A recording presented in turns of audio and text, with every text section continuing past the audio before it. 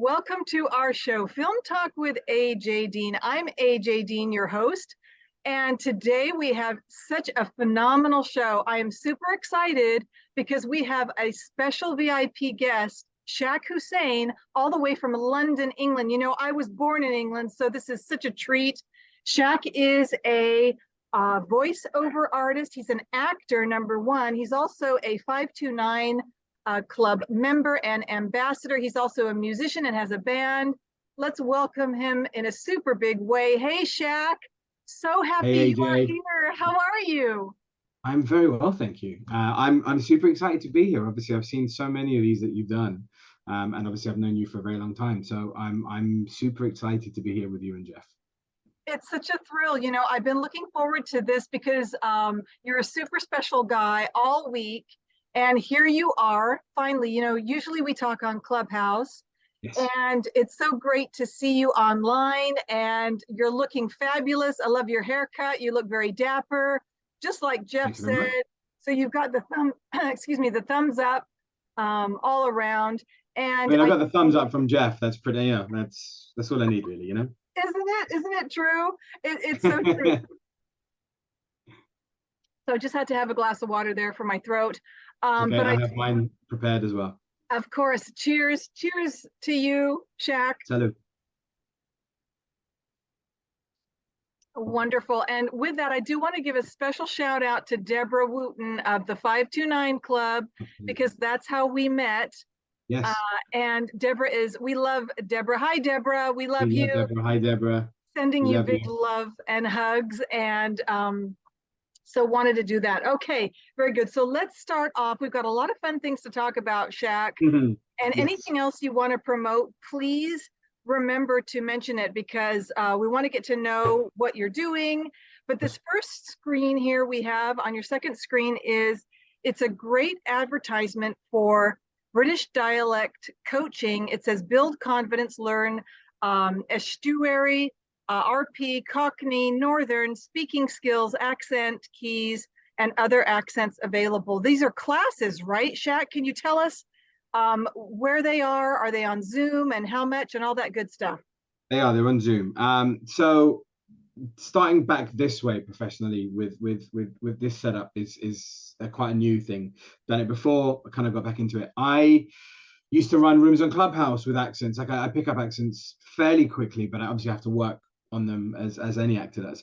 I think it stems from coming from a very mixed family, a very broad melting pot of families. There's some Asian, there's some Mauritian. My mom's from Mauritius. I grew up with African, Caribbean, Mediterranean.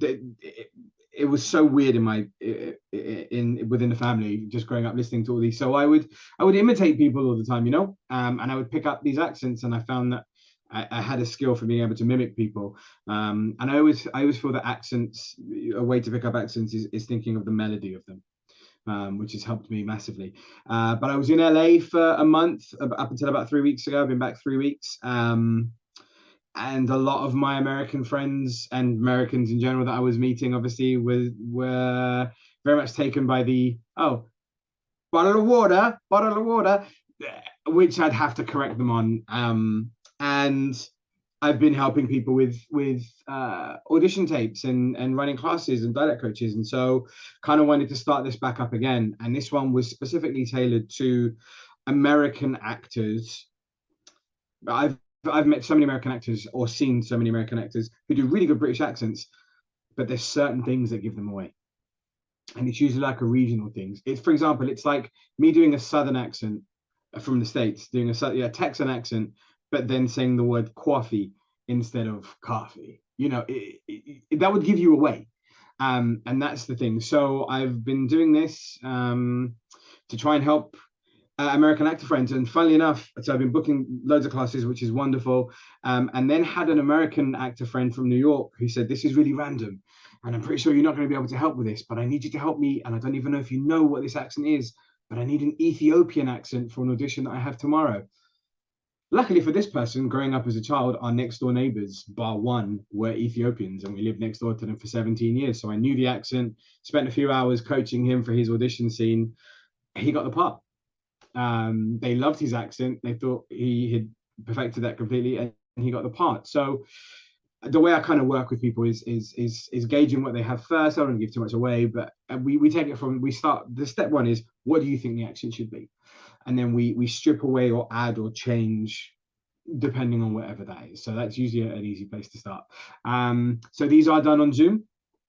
For the time being, I'm looking into moving to the States for 2024 to LA, in which case they will also be in person. But this is expanding now. I'm talking to some other dialect coaches about potentially turning this into a much bigger thing and having American coaches available for British actors. And I have an Irish dialect coach who wants to jump in, and I have a Scottish dialect coach who wants to jump in, and an Italian dialect. So this is very early doors, and you've heard it here first, but this is something I'm looking to expand. But at the moment, it's just me teaching British. So I'm so thrilled to hear this, because it's so needed. You're absolutely right. Your ear is really wonderful, because you've not only been surrounded by multicultural different accents and linguistic phrasing, but because you are from England, I really believe that our ears are a little bit more in tuned with, because there's different accents. There's all different kinds. Like there's the Welsh and the all of the the Gaelic and all of that. So we have to. Your ear is finely tuned, which makes you a great teacher, Shak. You're finely tuned to the nuances and the very, like you said, subtle differences. And you're absolutely right. There have been, in fact, I have to just point this out. There have been some articles and some films in the past where some actors have not quite hit the mark. Isn't 100%. That right, Shak? Tell us about that. So yeah, there's been many instances. I mean, you can go back as far as Mary Poppins and Dick Van Dyke, and that accent was not good, and it's been ridiculed ever since. There was an early Brad Pitt movie, The Devil's Own, I believe, with Harrison Ford, where his Irish accent was panned critically. But then weirdly, he sort of redeemed himself in the Guy Ritchie movie Snatch. Was it Snatch or was it Lock, Stock? It was Snatch, where he did a sort of gypsy Irish accent, and actually a lot of people thought that was really good. So but then we've had the same, we have Brit actors who go over to the States, and sometimes you hear their accents and you're like, you can tell they're a Brit, or Americans can tell that they're not American. So there's certain tricks and placement of the tongue, and where you put the cadence on, and for example, something that made a friend laugh while I was in the States was, the American is taco. Let's have some tacos. Whereas we're taco. I'll have a taco, please. Or for Americans, aqua. Whereas we're aqua. So just little things, these little subtle differences. But if you kind of break them down and understand how they work, they kind of really give you an indication of how to try and pick these things up. So yeah, it's a lot of fun. 100%. And so we do need that as actors and actresses. We need teachers like you that have that special skill set of training, so that you can understand the timing and everything that you mentioned. So this is on Zoom. And how do they get in contact with you? Do they sign up on your website? They can go to my website. There's a little contact me form. Most people just contact me on Instagram, which is fine, which is just Shak Hussain. I'm sure there'll be a thing somewhere indicate what my Instagram is, maybe below here when you watch the video. But yeah, anyone, just feel free to DM me. Just DM me my Instagram. I'm not famous enough where I get inundated with DMs, so I'll see it. You're very famous. You're very popular. You're a modest, humble guy, but you're very successful. And look at this great poster. I love the picture. There's a lot of confidence. You will get confidence when you take these classes from Shak. And so I highly recommend that you check them out. And are they weekly, one time a week, Shak? Are they? These are private lessons. They're not. I don't do group classes.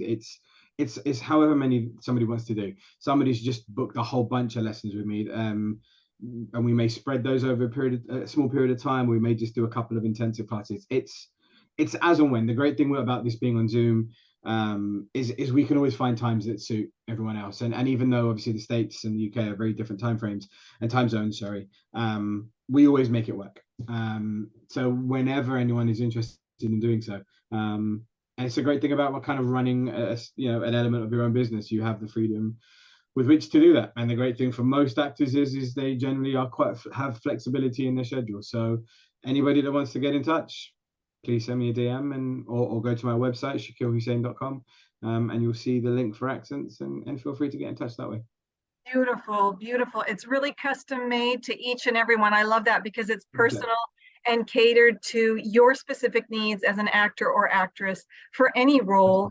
And this is so, so wonderful. So thank you so much for that. No worries. I'm going to switch over to another screen, but I do want to ask you how you touched on it lightly that are you the first person in your family to be an actor? Tell us about how you became to be an actor, Shak. Pretty much. My dad kind of wanted to dabble in it when he was a young man.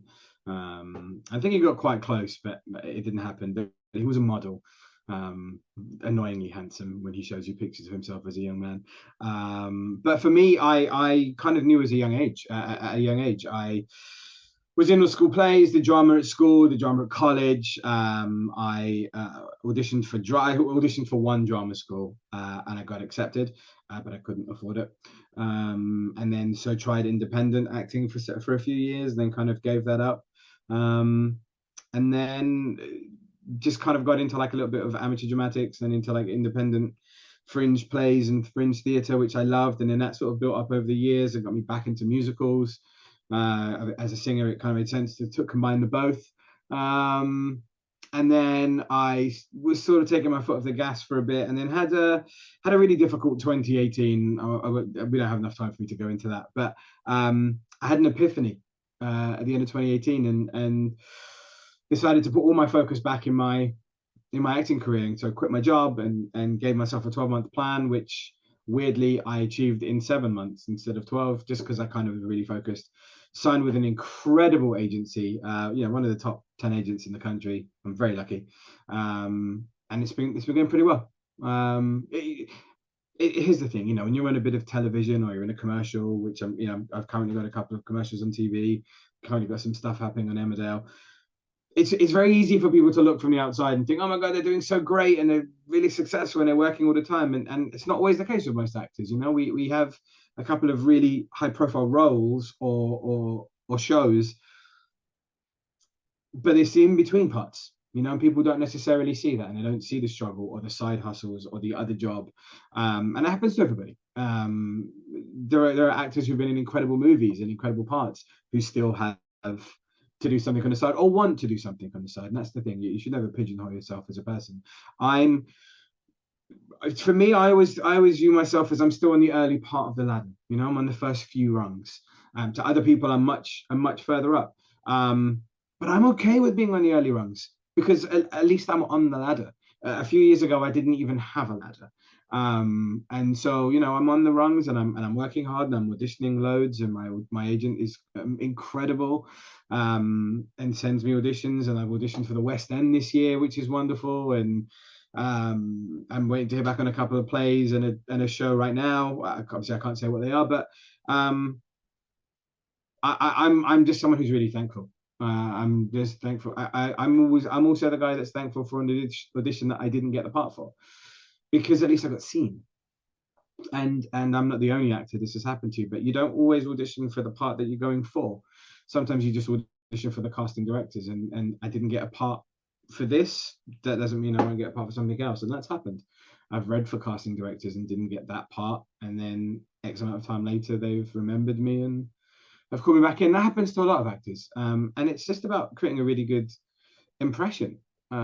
Yes, about your work, but also I guess kind of about who you are as a person. So I guess the most we can do is just try and just be as genuine as we can, and show the level of commitment to the work, and show that we've actually done the work when you turn up. Those are probably the only things that you can do. That's what you really need to do.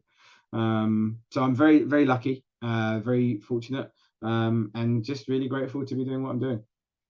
I think you are doing great. Congratulations on getting an agent. I mean, some actors don't even have that.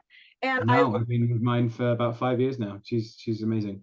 wow, so wonderful. And yes, you are in the running, Shaq. You're doing very, very well, very successful.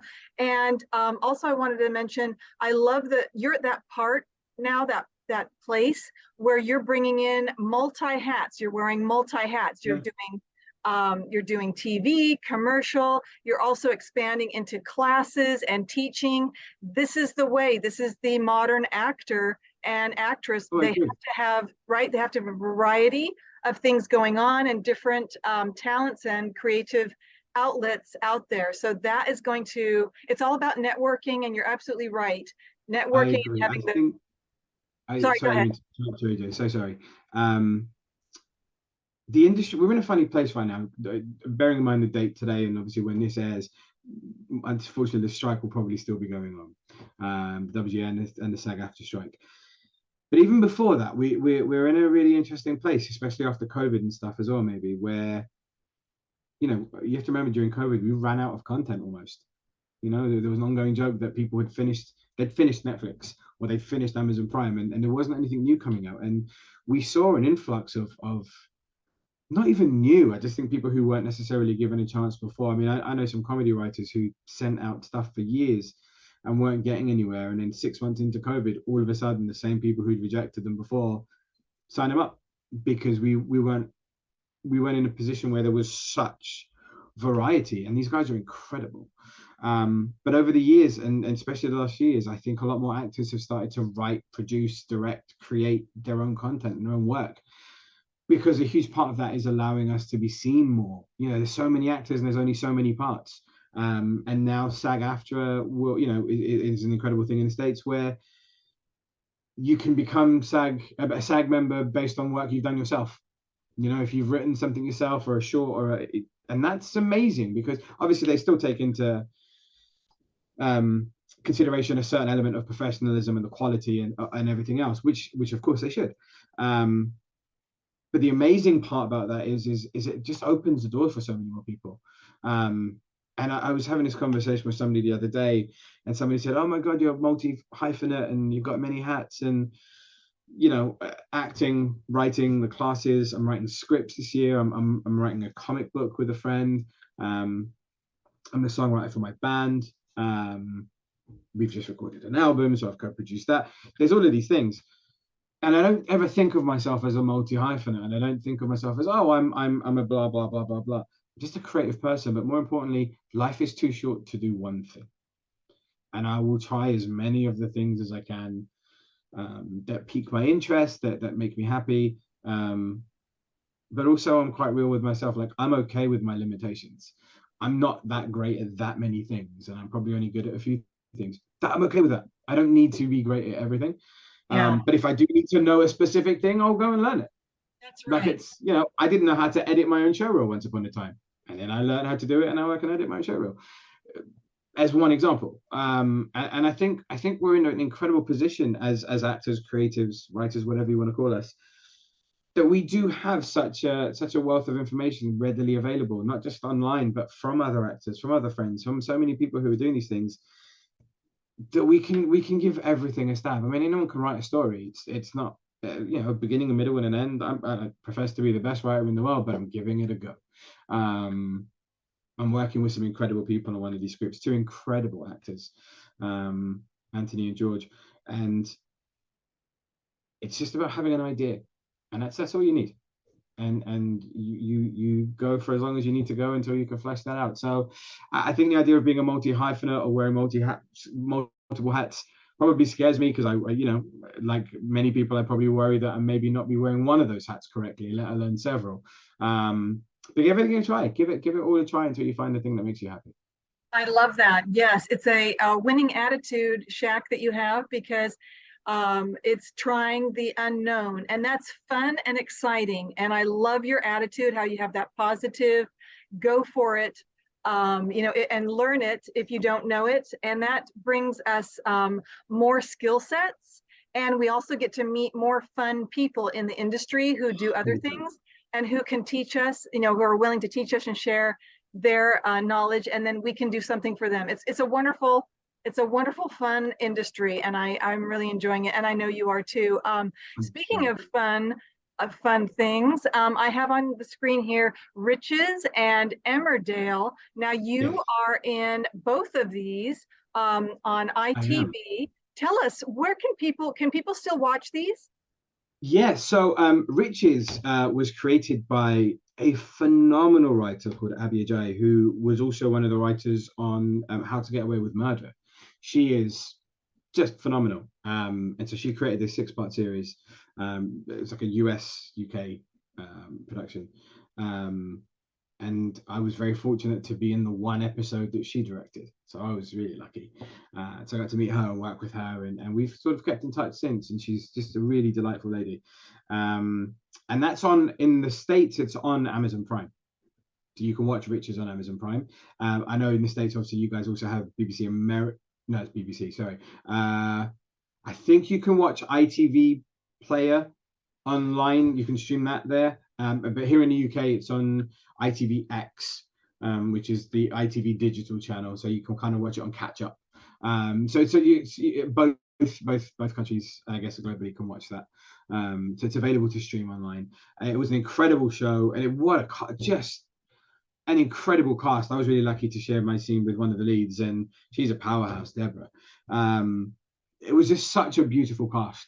And it was originally sort of pitched, I think, as like a British version of like Power or Empire, and it was very focused on a black family, British black family who were had a beauty empire, and it was so incredible to see. I mean, I grew up in a multicultural London, but on both sides of the Atlantic, we still struggle with that diversity thing, and sadly, it's still a thing that's either happening or that people still want to talk about. I kind of really look forward to the day where we don't care what somebody looks like or who they love or it would be really nice to just focus on the work. But sadly we're not there today. So diversity obviously is still super important, and it's great to see so much diversity on the screen in terms of the faces. And I really feel like in order for that to be more impactful, we need kind of more of that diversity further up the ladder.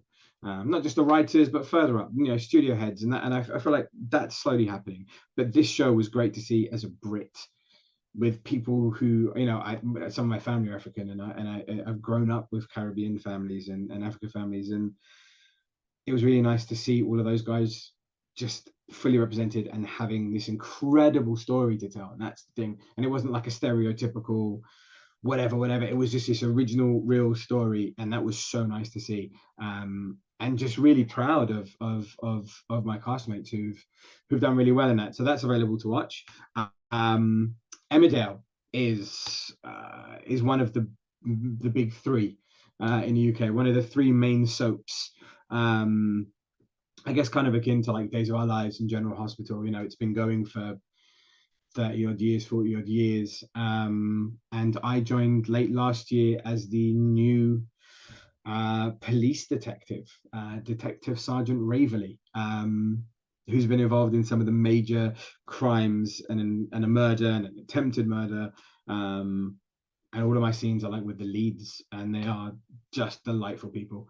I've got to go back several times and work with some of the same people again and again. Some of whom I've become really good friends with now, and it's really fun. And there's obviously going to be more stories for DS Waverley to get involved with. The cast are incredible, the crew's great, the writers are really fun. They make it really interesting. So that will go until they get bored of the recurring character DS Waverley or another detective comes in. Of course, that's something that happens in soap world. But I've enjoyed it. I've had a lot of fun. It's still going. I'm in a new BBC show that's out at the end of this year called Boat Story. And the two directors that made that have made some incredible shows. Like they produced Fleabag, they made the Missing, they made Baptiste. Their list of shows is phenomenal. So I absolutely wanted to read for that when that audition came through, and I was very lucky to get that. So that's really exciting. So that's out later this year. And I think that's kind of me up to date. I'm in a couple of commercials that are on TV in the UK, to which all of your friends will screenshot or film and send you and be like, hey, just seeing you on the TV, which is really funny. And it's really sweet that people do that because they're obviously excited. But that's kind of where we're at with the acting stuff. And I've just had a whole bunch of auditions, so fingers crossed some of that turns around very soon. This is amazing. Congratulations, Shak. You're doing so well. We are so proud of you. And before we talk about your band, because you're multi-talented, I wanted to ask you about two questions. One about how the strike is affecting London and England. And then also, how is London? How is London overall? You know, I lived there for over a year and it was wonderful. And I got to see where I was born and I loved it. And of course, Where was that?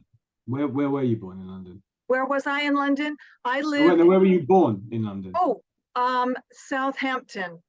Okay, nice. Okay. So you're not in London, but in England. So tell us how the strike is affecting you and your friends and London, and then how is London? Sure.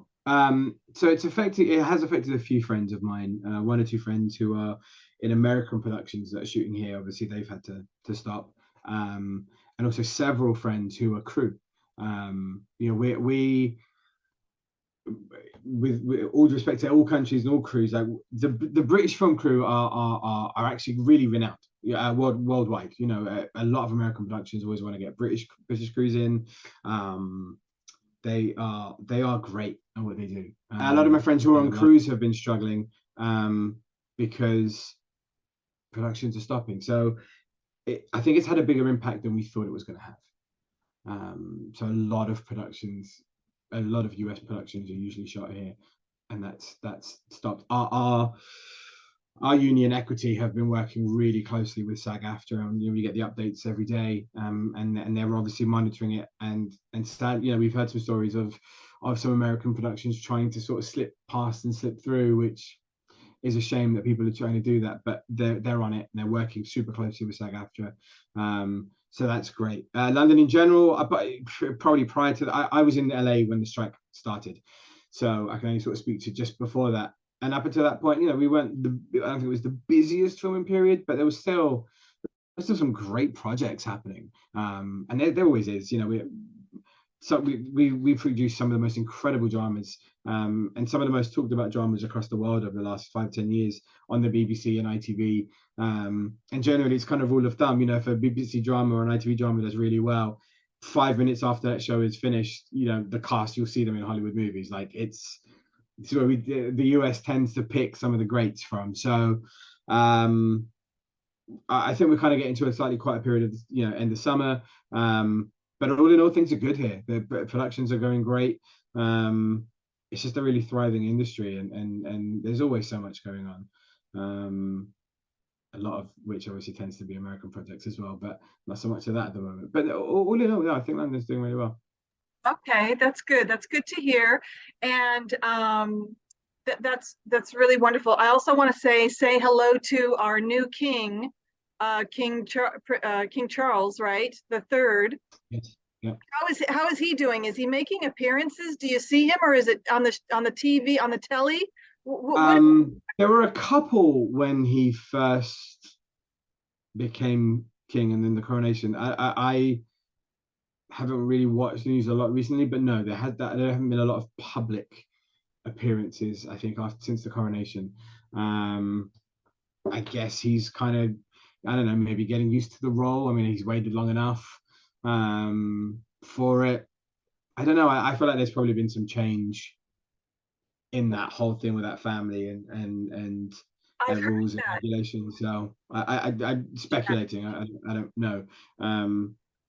But yeah, I feel like there's probably a big change with them, and obviously what with the distancing between Harry and the family and etc. etc. Your guess is as good as mine, but I feel like things are going to be quite different with the royal family. I do too. I think this is a new era for him. He's a new king, and I think there'll be massive changes, and he has every right to do that because many things need to change for the better to progress forward. for the world. And so I just wanted to, yes, change is needed. So we agree so much on that. Thank you for that support. Okay. Also, I wanted to talk about how you are in a band. You have a band. The song is called Ghost in the Machine. Is that right? That's one of the singles that's on out now on streaming platforms. Yes. So the band is called The Long Highway, and the band has been together for several years. We've predominantly through that time we've been a 5-piece. We're now officially a 7-piece because we two of our backing vocalists who are friends who've been singing with us for a while. We just kind of wanted to make it official and invite them in to be in the band, and that's been great. We just played our first major festival on Friday, so 4 or 5 days ago, which was phenomenal. Biggest gig we've played, biggest stage we've played, a couple of thousand people. That was really fun. We spent this year recording an album with which is pretty much done. I think there's maybe a song left to mix and master, and the album will be out early to mid-November. We've got about 4 singles out from that are online, so like Spotify, Apple Music, Pandora. I know a lot of the people in the States use Pandora, Tidal, all the major places. I don't even know them, but they're out. So if you stream music, please go and have a listen to The Long Highway. I love my band, they're great, and we make some really awesome music. We make music that we enjoy listening to as well, which is nice. It seems like a really conceited thing to do, and historically I've always found that I wouldn't necessarily listen to stuff that I'd written or sung or recorded, because I'd be like, who listens to their own stuff? But we made a really conscious choice a few years ago with some of the stuff that we wrote, and we were like, well, if we wouldn't listen to our own stuff, why would we expect anyone else to? And we love what we've made. A lot of blood, sweat, and tears have gone into this album, and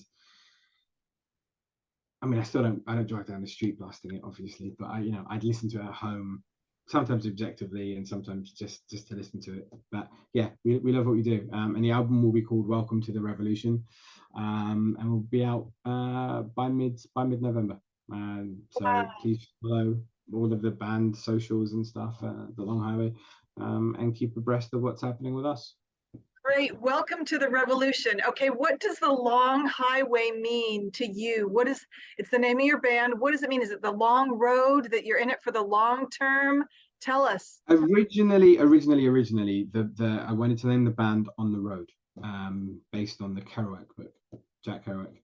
I read that book when I was really young, and it really kind of opened my eyes to travel, and it had a really big influence on me. And that was a book that inspired me to travel a lot when I was younger. We couldn't use that name, and another band had the name, and so I was thinking about different names, and a friend suggested something involving the motorway, which is what we call a highway, and I was like, the motorway just didn't sound very cool. It didn't sound very appealing or very sexy, and I was like, well, if I was going to do something like that, a highway sounds better. And then I was trying to understand what I wanted that highway to be, and whether it was the destination that I wanted to refer to, or the journey itself, which I always think is the most important thing. Like, none of us know our destination. We can only really focus on the journey. And then I was playing with ideas for names, and then The Long Highway just seemed the most relevant, because that road will go for it. You never know how long that road's going to be. For any of us, we never know. But it's about the unknown, and it's about the not knowing, and just being on that journey.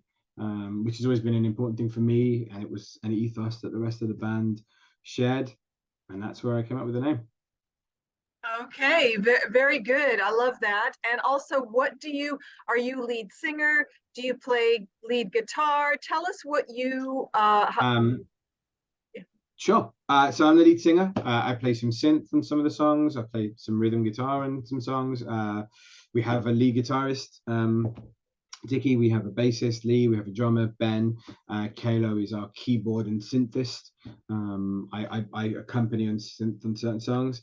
And then Natalie Ann and Josephine are our 2 backing singers. So there's a little bit of everything. I predominantly play enough that I play sort of when I'm writing. I don't always play that much live on stage. I definitely play synth on a few songs and some rhythm.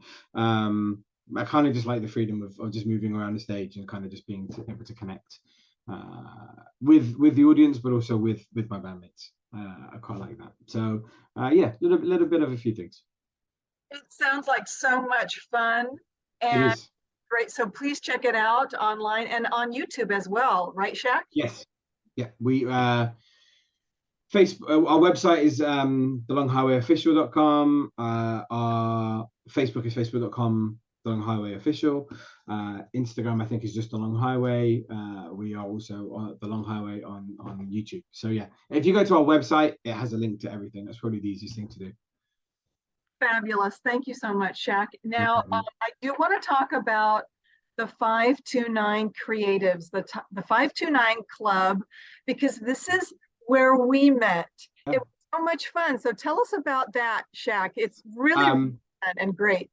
Sure. I mean, most people probably know what the Clubhouse app is. It's an audio only app that was created.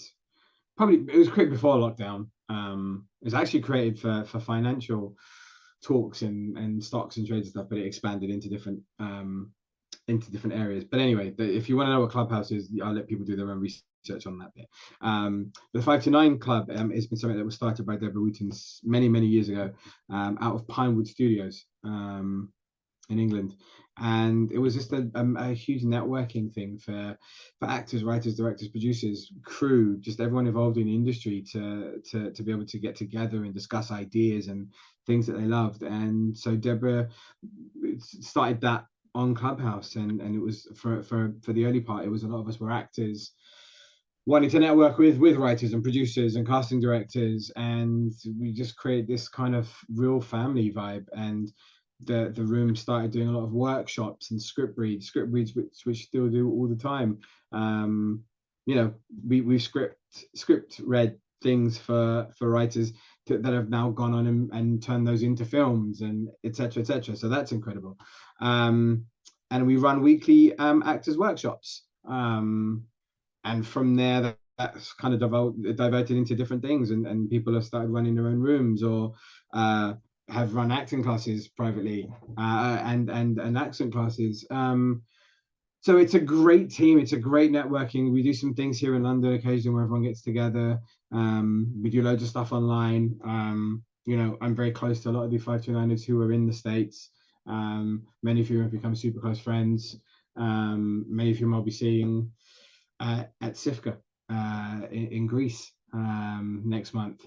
So very excited about that. It's a creative art. SIFCA is the Saranikos International Festival for Creative Arts that Debra started last year, which was great. Bunch of us actors, we were there for the period. We put on a Shakespeare play, Midsummer's Dream, in a Greek amphitheater overlooking a beach, overlooking the sea. I mean, come on, it doesn't get better, you know. So we're back this year. We're doing that. I'm actually kind of on the committee now, helping Debra organize all of this with Johanna and Heidi, which is super fun. We've been picking scripts and casting those and putting those together, and it's obviously hard work, and there's still some things that need to be organized, but it's great. So looking forward to going to that and seeing old faces, familiar faces, and potentially new faces. So yeah, it's a really fun time. I'm a sponsor for this. I reached out to Debra and said, can I be a sponsor? So I'm a sponsor for this. Amazing. At least I can do something. You're involved. Yeah, absolutely. Exactly. And then also if she wants me to volunteer on Clubhouse to help Bob with any rooms, I'm open to that as well, to help out in any way. But I was so thrilled to be able to, because I thought, how can I felt so sad. Jeff and I felt so sad that we weren't be able to attend this year, but there's always ways that people can support and help, and that's what I want to mention. So if you want to be a sponsor for SIFCA, please contact Debra Wootton on Clubhouse or Facebook, 529 Club on Facebook, or Debra Wootton on Facebook. You can be a sponsor too for the 2023 year. That's coming up in September. And I know you're super excited about it. It's going to be so much fun. There's going to be performances and all kinds of fun stuff there, right, Shak? Yeah, we have 2 nights of plays, one a full play, and then the other one is a series of shorter plays that are happening in the same evening, which is going to be super fun. We have an evening of musical theatre performances. There's like Greek dancers. There's an incredible rock musician called Spirok out there who's performing for us. There's loads of stuff. It's just, there's so much happening. It's a great 2 weeks. You know, it's a holiday, but at the same time you feel like you're working because you're networking and you're meeting great people. You know, there's the beach, then there's the evening excursions, but during the day there's like actual things that are taking place, actual workshops, actual things with which you can learn, and better your craft, or just learn because you have an interest. Yeah, it's really exciting. So exciting. And I just want to give a special shout out, a thank you again to Debra Wootton for that. So please attend if you can. SIFCA this year in Greece. Like Shak said, it's not just a vacation, but it's a fun place to network and have great experiences, make great memories. And it's really a dream come true. I would love to go there. I'm hoping to in the future as well with Jeff. But I did want to circle back real quick to your classes. I've got that back on the screen, and I have a couple questions. I want to talk about moving to LA because I'm super excited for you, so thrilled. We want to talk about when you're going to do that. I want to know your dream jobs and what favorite directors or favorite movies. So those three things. I know that was a lot that let's start with the first one. Moving to LA. Yeah. So I've just started collating some of the documentation that I need. I'm applying for the EB1 visa, which is a little bit harder to do, but I looking at what I've achieved in terms of jobs, I think I meet the criteria. I don't know. I hope the USCIS isn't watching this. I think I have enough to qualify, but I need to find out. So I'm currently liaising with an immigration solicitor. Realistically, that's probably going to take a year, 18 months. I'm hoping this. So that's my time frame. But I'd like to be out there by next summer. So that's LA. My next question was my dream role. Yes, your dream job, your dream role. Anyone that knows me knows I am the biggest James Bond fan you'll ever meet. So if for some ridiculous reason they were that desperate to hire a James Bond that they'd hire me, that would be my dream role. It has been since I was about 8 years old. I've always wanted to be James Bond. Yeah. What fun, right, Shak? It'd be amazing. Other than that,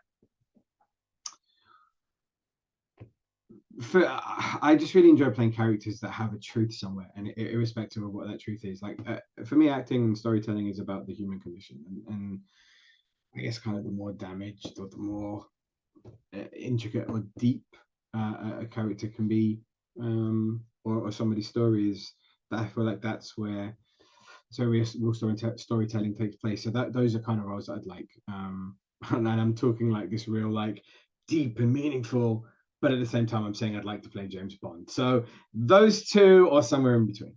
I just want to work with great people, you know. I just want to tell really good stories, and I want to work with really good people. That's directors, I think, was the next question. So hard. I love different directors for different reasons. As a kid growing up, you know, the movies that used to fascinate us were things like, you know, Steven Spielberg and George Lucas, and they made these incredible, you know, Star Wars, Indiana Jones, or these were the sort of stories that they either told as directors or involved as producers. I guess as I've grown older, I've always been a huge fan of Francis Ford Coppola, and I've always been a huge fan of Martin Scorsese. I think Christopher Nolan is a genius. I'm now going to leave people out, and you know, people will be like, "Oh, why didn't he mention these guys?" I don't know. Guillermo del Toro is one of the most visual storytellers of all time. He's incredible. So it's somewhere in there. Somewhere in there is directors I'd like to work with. I feel like you also asked me favorite movie, and I don't know that I can do that. But I have favorite movies for different mindsets or feelings or times of year. You know, every Christmas I will watch Scrooged with Bill Murray, because it's, to me, is one of the greatest Christmas movies of all time. I also watch Batman Returns every Christmas because I think that's a great Christmas movie. There are there's no real time or reason for me to always just restart watching the Bond franchise. I've watched that franchise so many times, I can't tell you. But then there are other films that I really like from a nostalgic point of view. Like I love old 80s movies. You know, I grew up watching The Goonies, or I love Beetlejuice is one of my favorite movies of all time. And then I also went through a massive spate of watching like 90s kind of grunge movies. You know, there was a great series of those films that kind of came out. But I mean, I also recently saw Beetlejuice at Pangaea's in LA, and it just opened there, off having come off Broadway, and that was epic. And again, because I love the movie so much, it was really good. I also love a movie that I've seen far too many times is a movie called Clue. Clue, the movie with Tim Curry. It's based on the game, board game Cluedo. I can't tell you how many times I've seen that. Like I could literally quote that movie to you word for word right now. I feel like I'm gonna have to stop there. I'm gonna have a mental breakdown trying to think of movies that I love.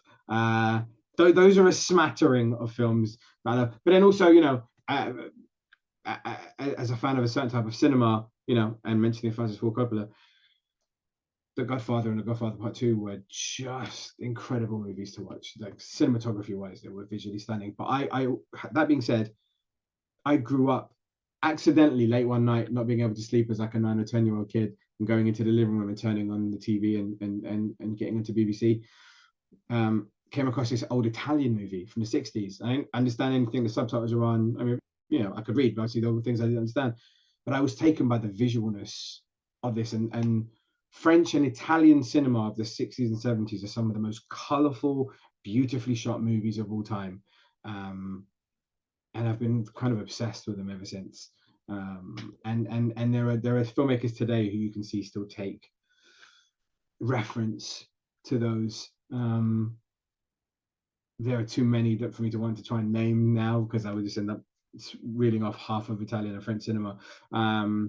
But those visually for me, those are things I can just watch and just be completely captured by, and not think of anything else, and not think of what's going on. And like today, like when I'm watching TV shows or films, I'm making a note of who's casting these and who's directing these and who's writing these and who are people that I want to work with.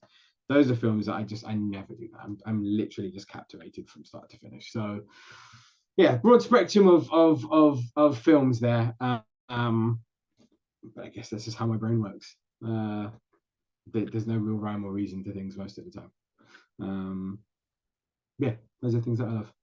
Those are great. And I get what you're saying completely 100%. You know, I love cinema so much because film can take us on journeys we would never go to, and give us perspective that we need to see. And also film is a wonderful educational and learning and teaching communication and message. And I so love it. That's why I love film. I always have. And those are great movies, really, really great. And I love Quentin Tarantino. Do you like him?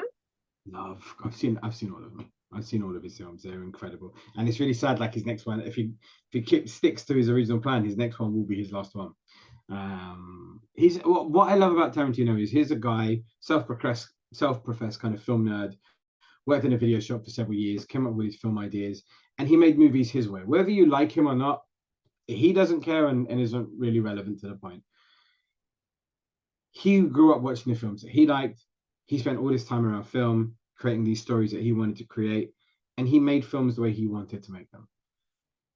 To me, that's the living embodiment of being a creative. And you don't have to, you can't please everyone all of the time. You wouldn't want to. If we all like the same thing, there'd never be a change.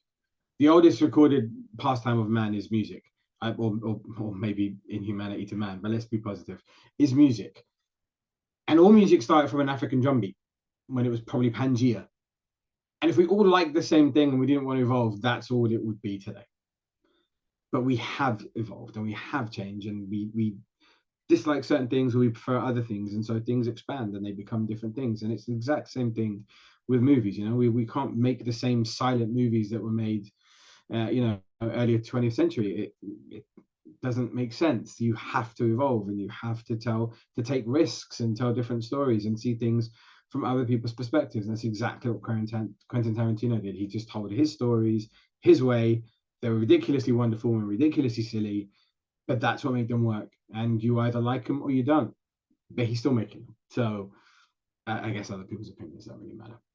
Yes, I agree. And I also loved what you said about I think diversity. fundamentally the goal is to not even think of it as representation anymore. The goal is just to have all of the stories told by whomever, for whatever reason. And the day when we can see certain faces on screen, or all of the faces on screen, and all of the colors and all of the sexualities and all of the religions, and none of that stuff is important, and it's just about the story they're telling, and that's the thing that I don't think we are going to see that in our lifetime.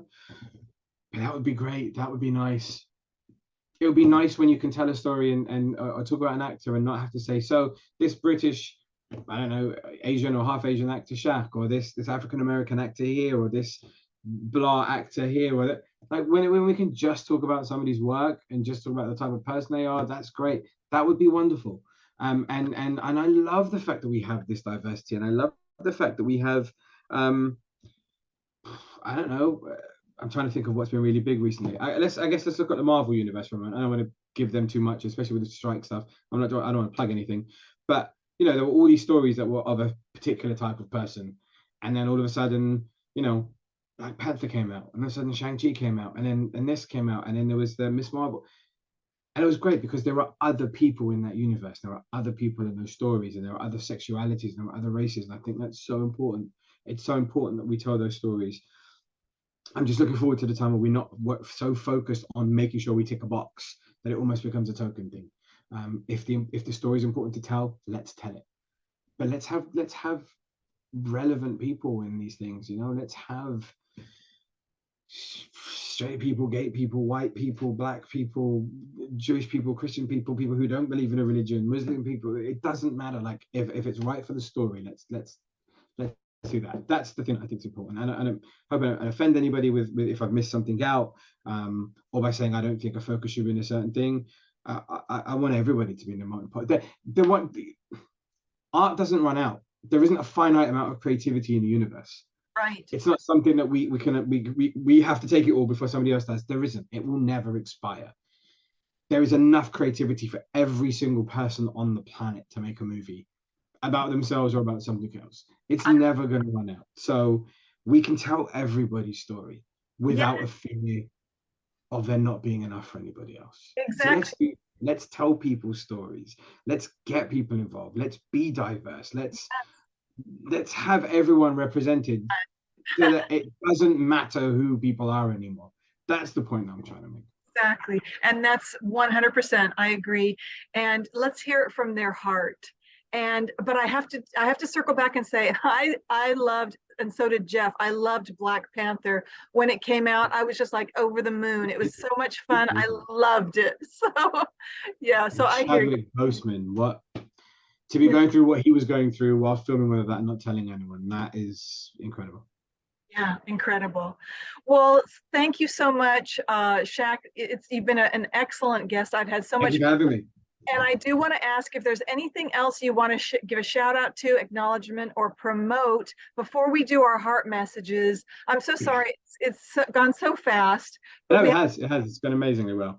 Time flies when you're having fun. Yes. Especially when you're talking to a friend. It's even easier. No, there isn't anything really I want to plug. I've mentioned the album. I've mentioned potential upcoming projects. Everyone just subscribe to this channel. AJ's great at what she does, and she has some really incredible people on. And it's about showcasing people and talent and what they do, and from a diverse cast, crew, whatever, behind the scene, in front of the scene, whatever. AJ is kind of really broad with that stuff. So subscribe, follow, like, whatever. I'm sure you'll have all of the links and stuff for everything on here, so do that. Thank you so much. Oh my gosh. I'm really just over the moon and so happy that you said that. It's amazing that you want to promote me on my show. Absolutely. I'm gobsmacked, and that touches my heart, Shak. Thank you You're welcome. so much from the bottom of my heart. I so appreciate you. And I want everyone to follow and support Shak Hussain. He's a phenomenal and wonderful actor. And check out his website and take a class, one of his classes, and you can improve your dialect. Or if you have an upcoming job, it'll help with that. And also, even if you don't have any of those, take it because it can build your confidence. And it's a fun, exciting new skill that you can always keep in your tool chest for the future and to enhance your skills as well. So thank you so much, Shak. And we're going to do our heart messages, if that's okay. I'm going to go first. Okay, my heart message is, okay, this is to everybody. This is about living now. And I want you, each and every one who's listening and watching this, to do something of bliss or joy for you every day. Now, that may be a chocolate cake, but please make sure that it's okay with your doctor, or it might be a shopping spree, but please make sure it's okay with your accountant or your husband or partner. But please include something of bliss and happiness and joy for yourself every day. And here's why: because we need to do a little bit of self-love and self-care. Once you take care of you and fill your cup, then you can fill others' cup as well and share your love and generosity and kindness with them always. So, okay, that's my heart message. Shak, fill your cup, do some self-love, self-care, bliss. Over to you. I will do. I will do. Enjoy the small wins. And I'll tell you what I mean by that. Many times if we're lucky, because not everybody does, but a small percentage of people have a dream or have a thing that they want to achieve or that they want to get to. And to think of where you are now and think of where that thing is, it's a big step. It's a lot to take in a one go. Break that stuff down and enjoy the small wins. You know, you get an audition, or you have a job interview, or whatever it is.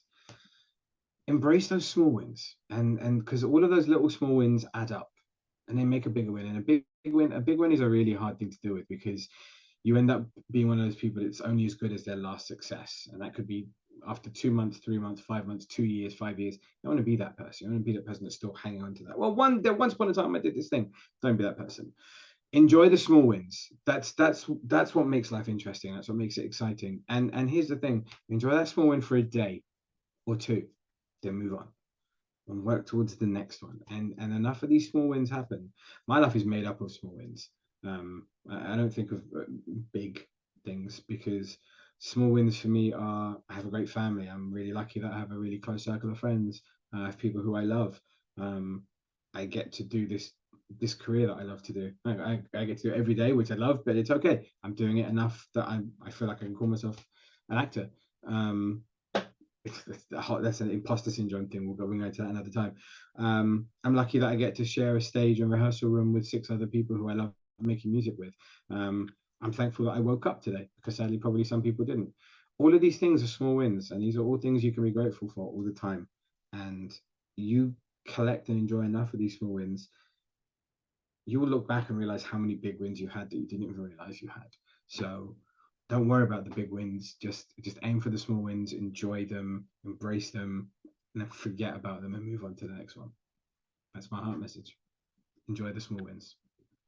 Wow, I love that. And even if you would just want to get a Cadbury bar from the local Sainsbury's or Tesco, go. It's a small win. Why not? Quick dopamine release. Why not? You know what, Shak, you said that so well. I love it. It's so meaningful. I take that to heart, and I want everyone else to as well. Thank you so much. You are a great actor. And Shak, I hope to see you. Much success to you with your move to LA and everything that you are doing, all the great film projects and acting projects, and continued success. And I hope to see you, and I will see you on Clubhouse, okay? Yeah. Yep. And Shak, until we meet again, arrivederci, my friend. Arrivederci. Thank you so much. Take care, Jeff.